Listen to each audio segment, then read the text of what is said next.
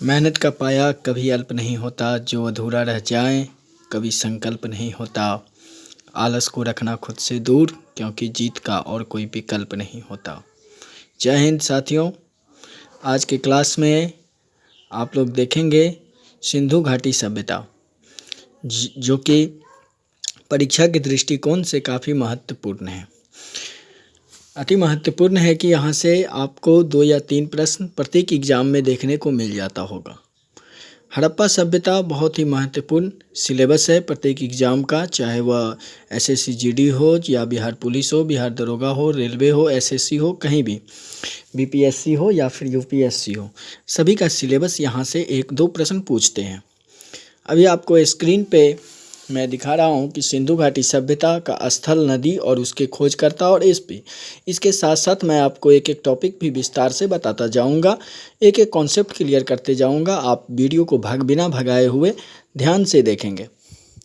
तो सबसे पहले वीडियो शुरू करने से पहले आपको एक और पॉइंट बता दूं कि साथियों, जो पानी से नहाते हैं वो सिर्फ रिवाज बदलते हैं।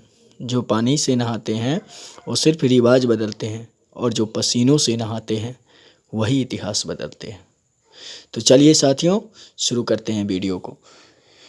रेडियो कार्बन 14 जैसी नवीन विश्लेषण पद्धति के द्वारा सिंधु घाटी सभ्यता का सर्वमान्य तिथि 2400 ईसा पूर्व से 1700 ईसा पूर्व मानी गई है।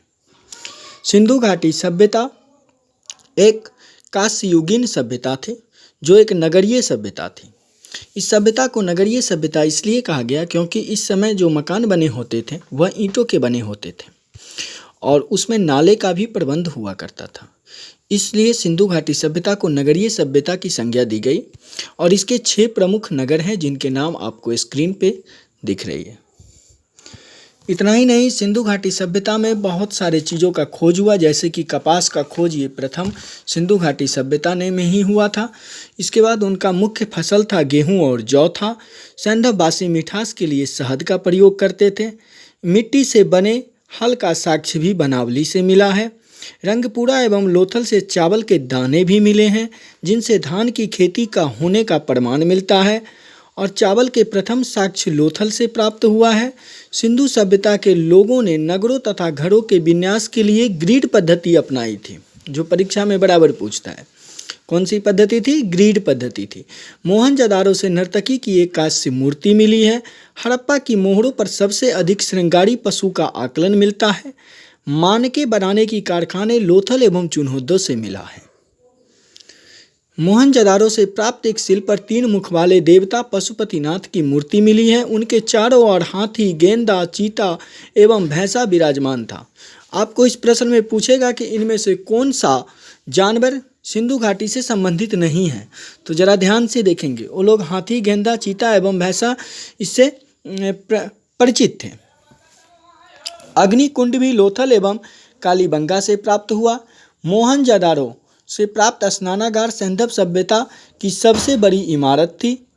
जोते हुए खेत तथा नक्शीदारी ईंटों का प्रयोग का साक्ष्य भी कालीबंगा से प्राप्त होता है। लोथल एवं सुतकोटदा सिंधु सभ्यता का बंदरगाह था। स्वतंत्रता प्राप्ति के पश्चात हड़प्पा संस्कृति की सर्वाधिक स्थल गुजरात में खोजे गए थे।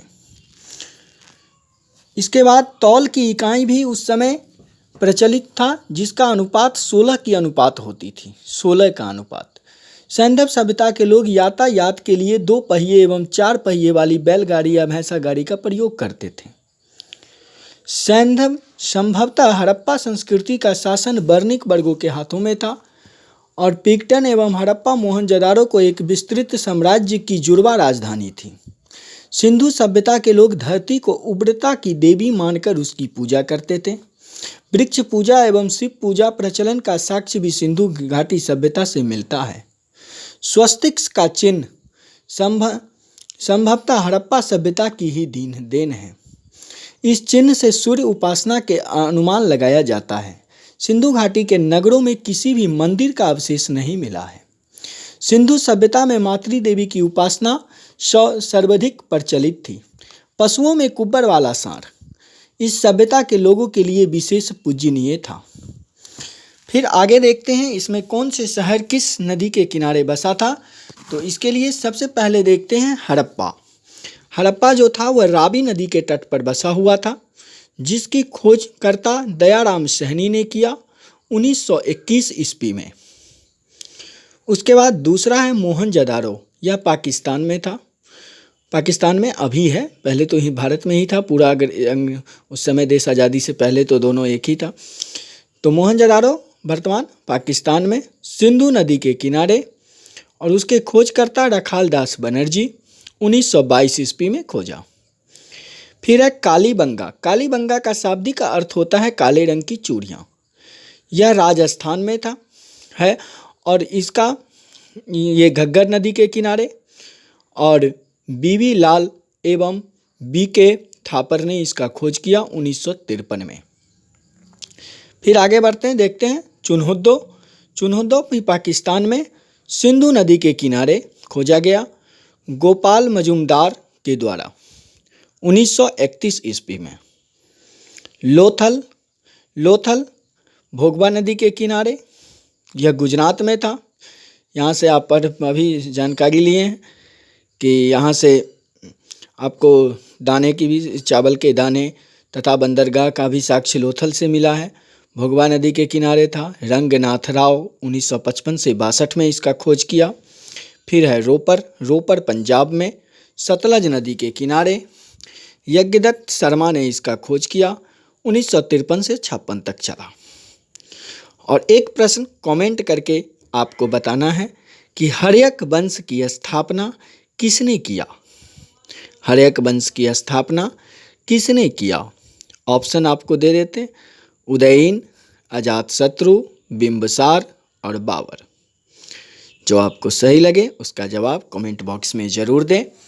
वीडियो अच्छा लगे तो लाइक करें, शेयर करें और हमारे चैनल को सब्सक्राइब कर लें, ताकि यहाँ से मैं जो भी वीडियो बनाए आपको मिले सबसे पहले। और तैयारी में एक एक नंबर दोस्त मैंने रखता है, और यहाँ से आपको हड़प्पा सभ्यता का इस वीडियो को अगर आप 1 या 2 बार रिपीट करके सुन लेंगे तो हमें नहीं लगता है कि आपको कोई भी तथ्य छूटेगा। तो अवश्य इस वीडियो को देखें और शेयर करें। Thank you for watching our channel. जाते जाते बस आपको मैं इतना ही कहूँगा कि ना तकरीब ना टकरार तो खाक मज़ा है जीने में। ना तकरीब ना टकरार तो खाक मज़ा है जीने में, और बड़े बड़े तूफ़ान थम जाते हैं जब आग लगी हो सीने में। साथियों, अगर सिलेक्शन लेना है तो अपने सीनों में आग लगाना होगा और तुम्हें मेहनत करना होगा, क्योंकि सिलेक्शन इतनी आसानी से नहीं मिलती मेरे दोस्त। सिलेक्शन तो छीनी जाती है, भीड़ों को हटाया जाता है और तब आपकी सिलेक्शन होती है। कठिन मेहनत कीजिए, हर जगह से देखिए कहाँ से आपको नॉलेज मिलेगा, वहाँ से नॉलेज लीजिए, रिवीजन कीजिए और फिर एग्ज़ाम में अच्छे से बनाइए। Thank you. फिर मिलते हैं अपने नेक्स्ट वीडियो में। तब तक के लिए goodbye, take care, all the best.